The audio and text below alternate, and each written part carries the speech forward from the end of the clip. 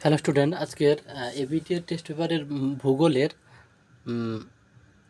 537 পেজের যত 1 নম্বর এবং 2 নম্বর আছে সমস্ত প্রশ্নের উত্তর তোমাদের সামনে তুলে ধরবো। ওকে, দেখো বিভাগ কয়ের একদম প্রথম প্রশ্ন, 2 বা তার বেশি নদী অববাহিকাকে পৃথক করে যে উচ্চভূমি তার নাম হলো জলবিভাজিকা।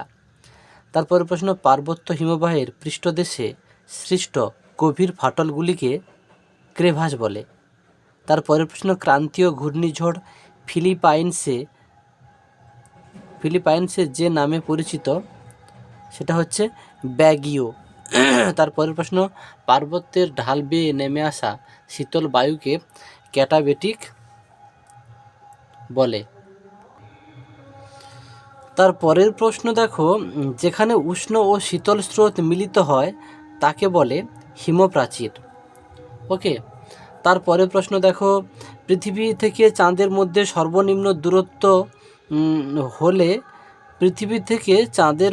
সর্বনিম্ন দূরত্ব হলে তাকে বলে পেরিজি।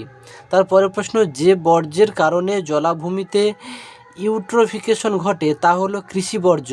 তারপরের প্রশ্ন, ভারতের বৃহত্তম কেন্দ্রশাসিত রাজ্যটি হলো লাদাখ। তারপরের প্রশ্ন, নীলগিরি পর্বতের নিকটবর্তী পশ্চিমঘাট পর্বতমালার গিরিপথটি হল পলঘাট। তারপরের প্রশ্ন, গোদাবরী নদীর একটি প্রধান উপনদীর নাম হলো প্রাণহিতা। তারপরের প্রশ্ন, হেক্টর প্রতি জোয়ার উৎপাদনে যে রাজ্য প্রথম সেটি হলো মধ্যপ্রদেশ।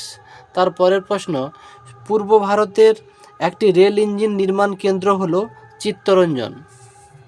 পূর্ব ভারতের একটি রেল ইঞ্জিন উৎপাদন কেন্দ্র হলো চিত্তরঞ্জন। তারপরের প্রশ্ন দেখো, ভারতের টেক সিটি নামে পরিচিত পুনে। তারপরের প্রশ্ন, নিচের যেটি সূর্য সমলয় উপগ্রহের উদাহরণ নয়। ইনস্যাট এটা হচ্ছে সূর্য সমলয়ের উদাহরণ নয়, বাকিগুলো কিন্তু সূর্য সমলয় উপগ্রহের উদাহরণ হলো। তারপরে দেখো বিভাগ খ, এটা শুদ্ধ অশুদ্ধ করব। দেখো একদম প্রথম প্রশ্ন দেখো, হিমরেখার অবস্থান অক্ষাংশের সাথে পরিবর্তিত হয়, এটা শুদ্ধ। তারপরের প্রশ্ন, আর্দ্রতা পরিমাপক যন্ত্রটির নাম হাইগ্রোমিটার, এটা শুদ্ধ। তারপরের প্রশ্ন, যুগ্যান ভূমিরূপে কঠিন ও কোমল শিলা পর্যায়ক্রমে উলম্বভাবে অবস্থান করে, এটা অশুদ্ধ। এটা অনুভূমিকভাবে অবস্থান করে, শুদ্ধটি হবে হলো। তারপরের প্রশ্ন, হ্যাডলি সেলের উপস্থিতি মেরু অঞ্চলে দেখা যায়, এটা হচ্ছে অশুদ্ধ। এটা হবে নিরক্ষীয় অঞ্চলে, শুদ্ধটা হবে নিরক্ষীয় অঞ্চলে। তারপরের প্রশ্ন, জলাশয়ের মাধ্যমে জলসেচ পদ্ধতি দাক্ষিণাত্য অঞ্চলে দেখা যায়, এটা শুদ্ধ। তারপরের প্রশ্ন, ভূবৈচিত্র্যসূচক মানচিত্রে লাল রঙের দ্বারা সড়ক পথ দেখানো হয়, এটা শুদ্ধ। তারপরের প্রশ্ন, কান্ডালা ভারতের করমুক্ত বন্দর, এটাও শুদ্ধ। তারপরে দেখো আমরা শূন্যস্থান পূরণ করব। দেখো একদম প্রথম প্রশ্ন, পৃথিবীর বৃহত্তম উপত্যকায় হিমবাহ হলো হুবার্ট। তারপরের প্রশ্ন, শীতকালে শিল্পাঞ্চলে ধুলো ও কুয়াশার মিশ্রণে ধোঁয়াশা সৃষ্টি হয়। তারপরের প্রশ্ন, চাঁদ যখন পৃথিবী ও সূর্যের মাঝে একই সরলরেখায় অবস্থান করে তাকে সংযোগ বলে। তারপরের প্রশ্ন, রেডিয়াম 226 হলো এক ধরনের তেজস্ক্রিয় বর্জ্য। কি বর্জ্য? না তেজস্ক্রিয় বর্জ্য। তারপরের প্রশ্ন, উত্তর দক্ষিণ করিডোর উত্তরে শ্রীনগর থেকে দক্ষিণে ড্যাশ পর্যন্ত কন্যাকুমারী পর্যন্ত বিস্তৃত। তারপরের প্রশ্ন, মালাবার উপকূলের উপহ্রদগুলিকে স্থানীয় ভাষায় ড্যাশ বলে, কয়াল বলে। তারপরের প্রশ্ন, ভারতের মৃত্তিকা গবেষণা কেন্দ্র ড্যাশ শহরে অবস্থিত, ভূপাল শহরে অবস্থিত। তারপরে দেখো একটি বা দুটি শব্দে উত্তর দাও। প্রথম প্রশ্ন, সুন্দরবন অঞ্চলের কোন দ্বীপটি বিশ্ব উষ্ণায়নের ফলে সম্পূর্ণ নিমজ্জিত হয়েছে? লোহাচড়া। তারপরের প্রশ্ন, রাজস্থানের থর মরুভূমির শুষ্ক নদীখাত কী নামে পরিচিত? ওয়াদি নামে পরিচিত। পরের প্রশ্নে যাচ্ছি। তারপরের প্রশ্ন দেখো, ঋতু পরিবর্তনের সাথে সাথে কোন সমুদ্র স্রোত প্রবাহের দিক পরিবর্তন করে? এটা হবে মৌসুমি। মৌসুমি সমুদ্র স্রোত প্রবাহের দিক পরিবর্তন করে। তারপরের প্রশ্ন, ডিসলেক্সিয়া রোগ কোন ধাতব দূষণের ফলে হয়? এটা সীসা। তারপরের প্রশ্ন, ভারতের একমাত্র বন্দর ভিত্তিক লৌহ ইস্পাত শিল্প কেন্দ্রটির নাম কি? এটা হবে বিশাখাপত্তনম। তারপরের প্রশ্ন দেখো, ফ্রান্সের রোন নদীর পার্শ্ববর্তী অঞ্চলের উপর দিয়ে প্রবাহিত স্থানীয় বায়ুর নাম কি? এটা হবে মিস্ট্রাল। হলো মিস্ট্রাল, এটা ময় হস্যিকার হলো মিস্ট্রাল।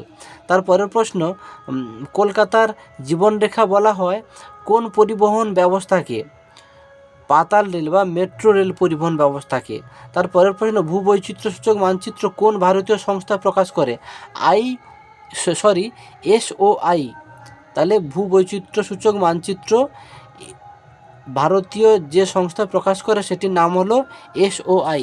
তারপরে দেখো, আমরা বাম দিক ও ডান দিক মেলাবো। দেখো, কারেওয়ার সোজা হবে জাফরান। তারপরে দেখো, বৃহত্তম মোটর গাড়ি নির্মাণ কেন্দ্র এর সোজা হবে গুরগাঁও। তারপরে দেখো, রোডোডেনড্রন এর সোজা হবে আলপীয় বনভূমি। তারপরে প্রশ্ন, সালেম এর সোজা হবে শঙ্কর ইস্পাত কেন্দ্র। তারপরে আমরা 2 নম্বরের প্রশ্নগুলো করব, খুব ভালো করে করতে হবে। এগুলো ম্যাক্সিমাম এবারে কিন্তু কমন এসে যাবে, হলো যেগুলো আগের স্কুলগুলোতে হয়ে গেছে। এখন কিন্তু মোটামুটি বেশিরভাগ প্রশ্নই কিন্তু কমন চলে আসছে। হলো হিমশৈল কি? একদম প্রথম প্রশ্ন দেখো, আমি উত্তর দেখিয়ে দিচ্ছি। দেখো, এই যে হিমশৈলের সংজ্ঞা দেবে, সৃষ্টির কারণ দেবে, আর বৈশিষ্ট্য একটা দুটো দিতে পারো। ওকে, তারপরে দেখাচ্ছি।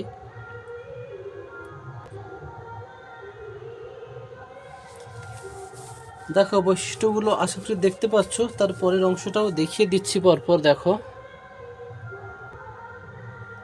তারপরে দেখো এত দূর লিখবে, এই যে 4টি বৈশিষ্ট্য আছে।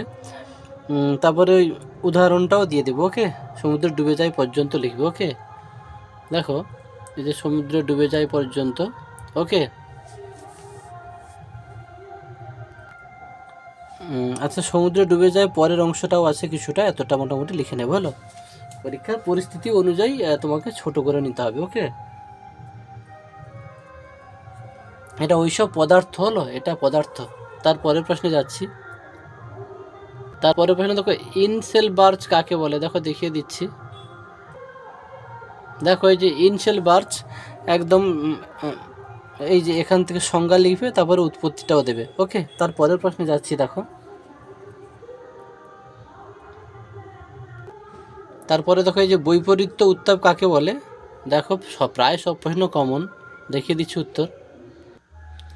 আচ্ছা, একটু আগের প্রশ্ন দেখো, যে ইনসেলবার্চ এই যে কাকে বলে লিখলে, উৎপত্তি লিখলে, তারপরে বৈশিষ্ট্যটাও কিছুটা লিখবো। ওকে, দেখিয়ে দিচ্ছি আমি।